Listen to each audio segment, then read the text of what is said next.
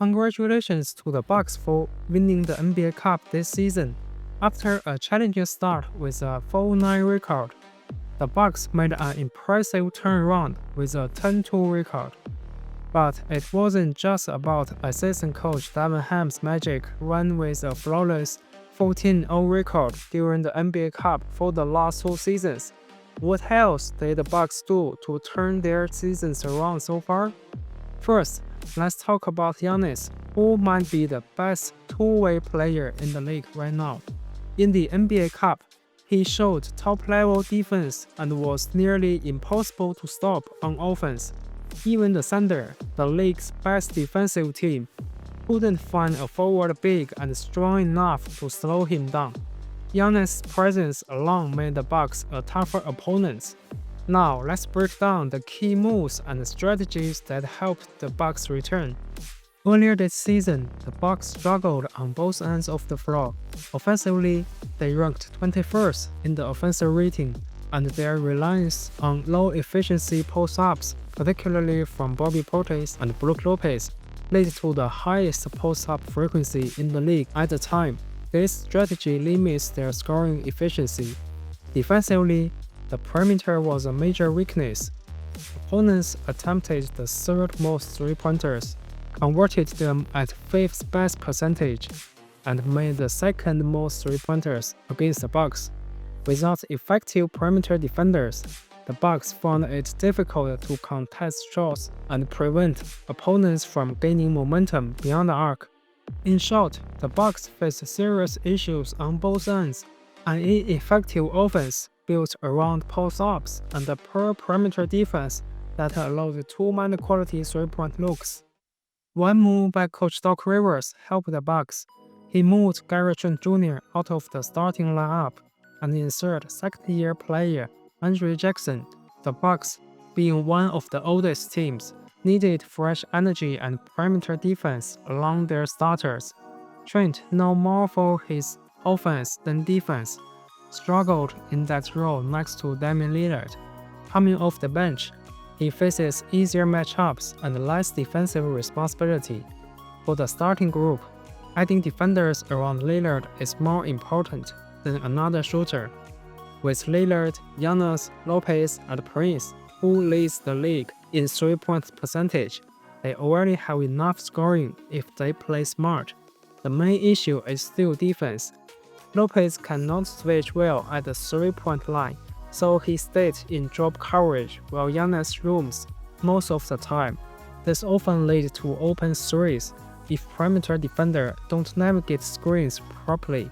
Trent couldn't handle that job, but Jackson brings more energy and better on-ball defense, fitting what the Bucks needs right now.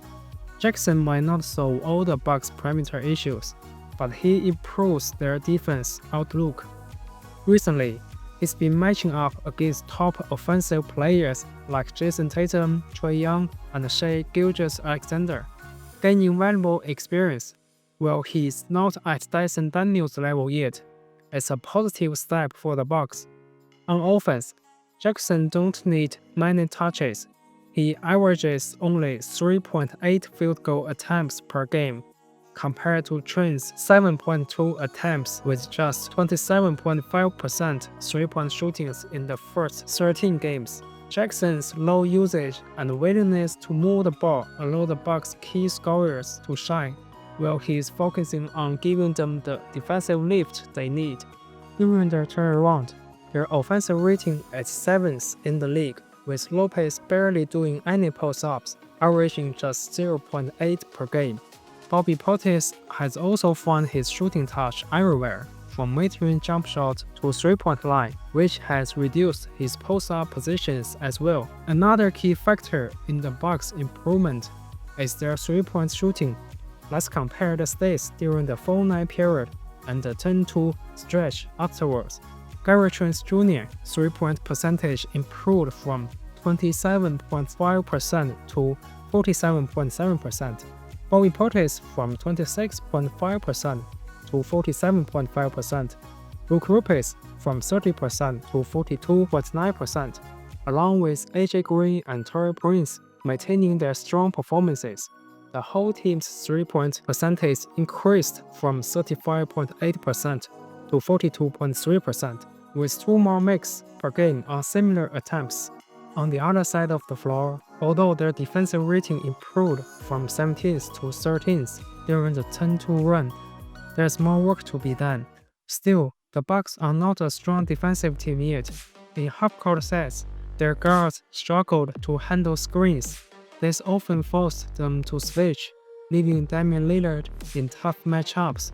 Against teams like the Celtics, Brook Lopez has trouble stepping up to guard 3-point shooters on pick-and-pop plays. Their transition defense remains a weak spot as well. The Bucks allow 1.16 points per possession in transition, and the opponents shoot a 59.4% effective field goal percentage, meaning that teams find success when they run against Milwaukee. With a 51% scoring frequency, more than half of the opponent's transition attempts result in points. The Bucks sit in the 20.7th percentile, putting them near the bottom of the league in this category.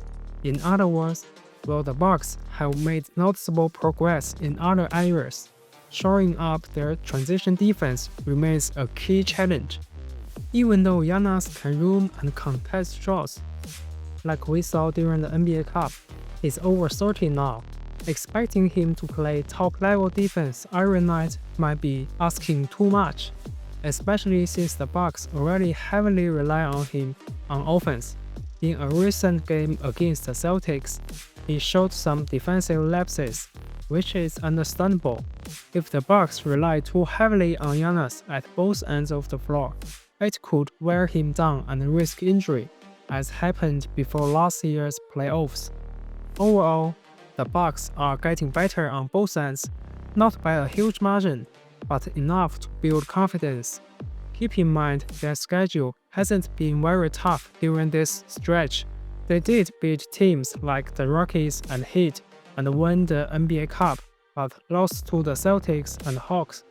Looking ahead, their next 20 games are still relatively friendly, with only around 5 of those opponents, Cavaliers, Magic, Knicks, Clippers, and Heat, looking like playoff caliber teams. What do you think caused the Bucks turnaround? Can they keep this momentum without a big trade, or do they need something extra to stay with the league's elite? Share your thoughts in the comments below. If you enjoy this analysis, please like, subscribe, and stay tuned for more NBA insights. Thanks for watching, and until next time, enjoy the game!